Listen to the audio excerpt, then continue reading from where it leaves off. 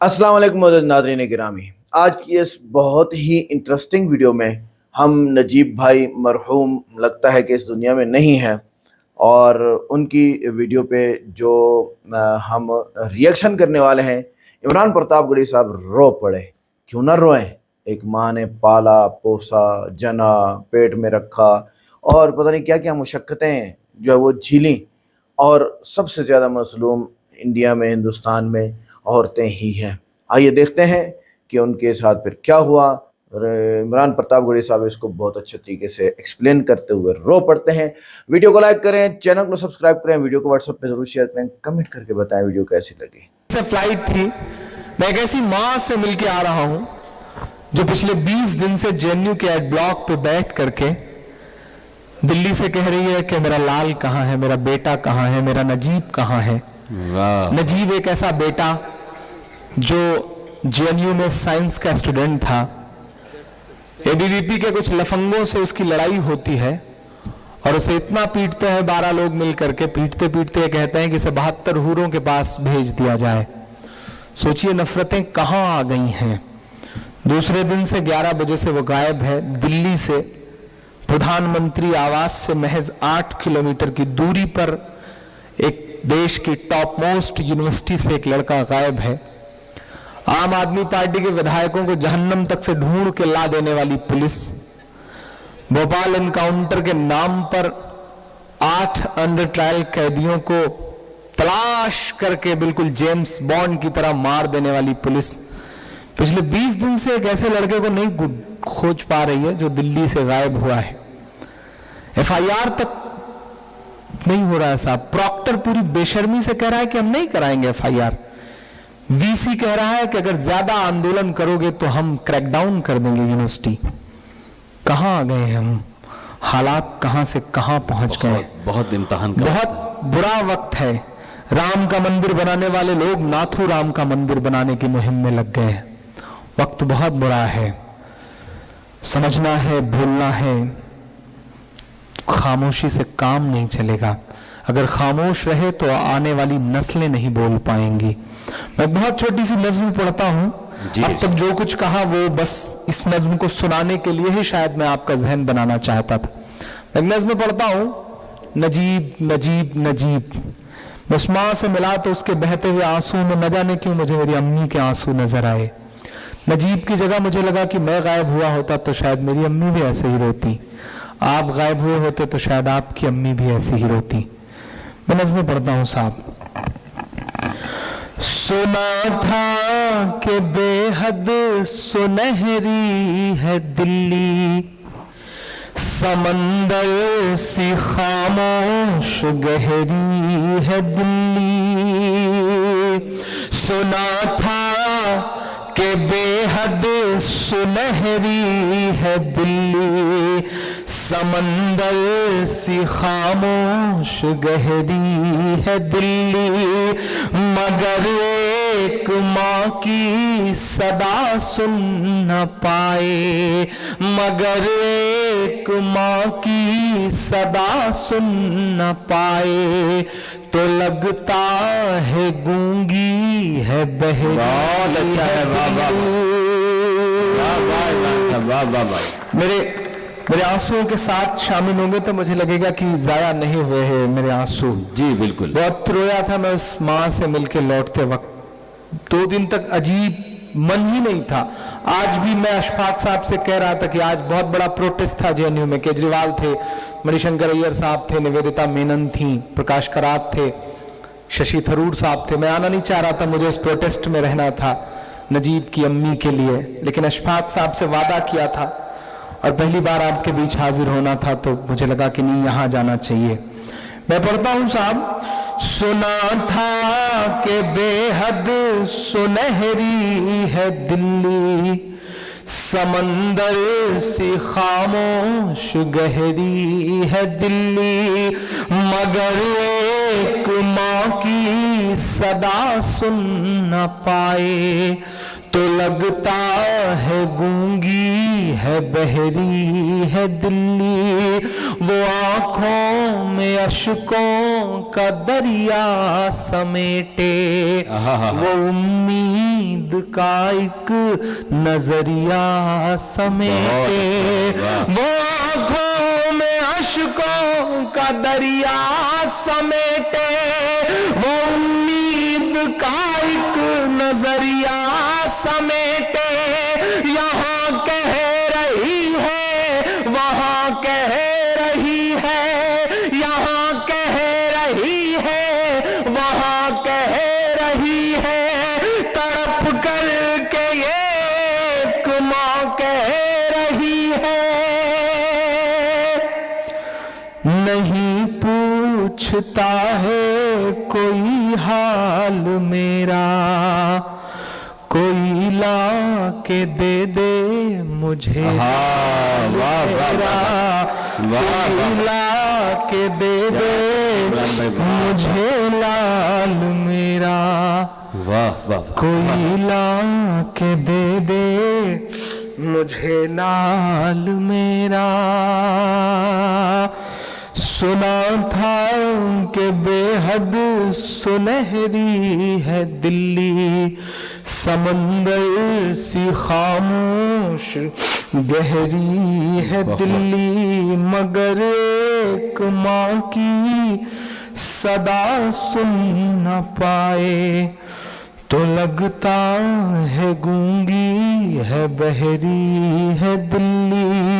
वो आँखों में अश्कों का दरिया समेटे, वो उम्मीद का एक नजरिया समेटे, यहाँ कह रही है वहाँ कह रही है, तड़प कर के एक माँ कह रही है, यहाँ कह रही है वहाँ कह रही है, तड़प कर के एक माँ कह रही है, कोई पूछता ही नहीं हाल मेरा, कोई ला के दे दे मुझे लाल मेरा,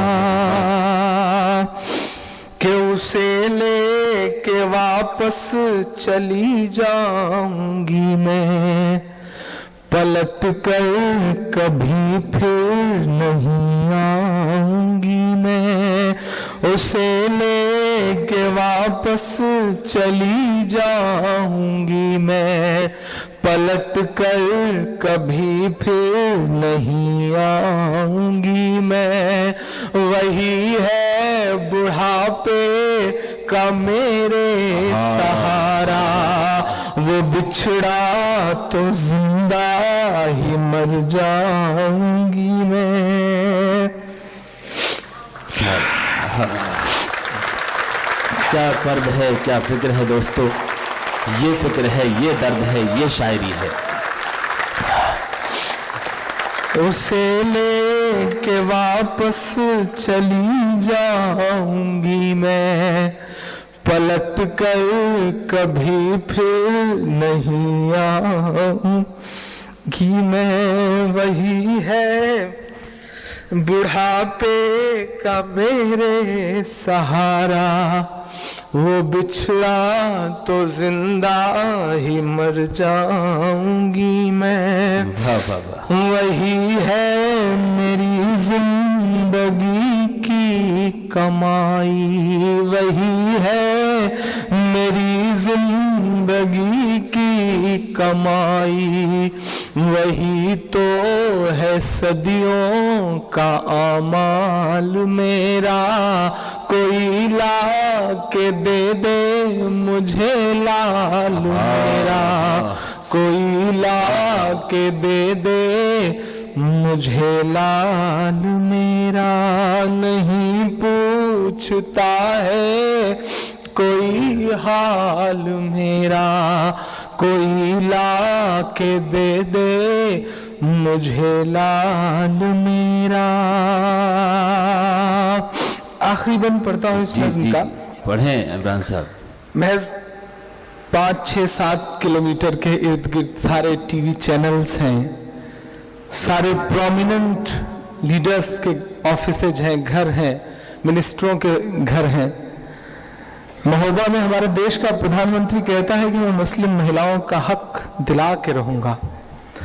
मेरा मन करता है कि मैं उनके घर के बाहर जाऊं, चीख करके उनसे कहूं कि नरेंद्र मोदी साहब, अगर मुस्लिम महिलाओं को अपनी बहन मानते हैं, उनका हक दिलाना ही चाहते हैं, तो नजीब की अम्मी को अपनी बहन मान लीजिए और ला दीजिए वापस अपने भांजे को। जिंदाबाद इमरान भाई, वाह वाह वाह वाह। मैं आखिरी बंद पढ़ता हूं इस नज्म का। बेशक। वाई कैटेगरी की सुरक्षा लेकर के, वाई कैटेगरी की सिक्योरिटी लेकर के इस देश के तिहाड़ से लौटे हुए एंकर अपने न्यूज रूम में बैठ करके टीवी चैनल्स पे नाग और नागिन की खबरें चला रहे हैं, लेकिन महज 4-5 किलोमीटर दूर उन्हें एक तड़पती हुई मां नहीं दिख रही है। इसलिए क्योंकि वो मुसलमान है, क्योंकि गायब हुए बच्चे का नाम नजीब है। कैसा मुल्क बना रहे हैं साहब आप, कैसा हिंदुस्तान बना रहे हैं।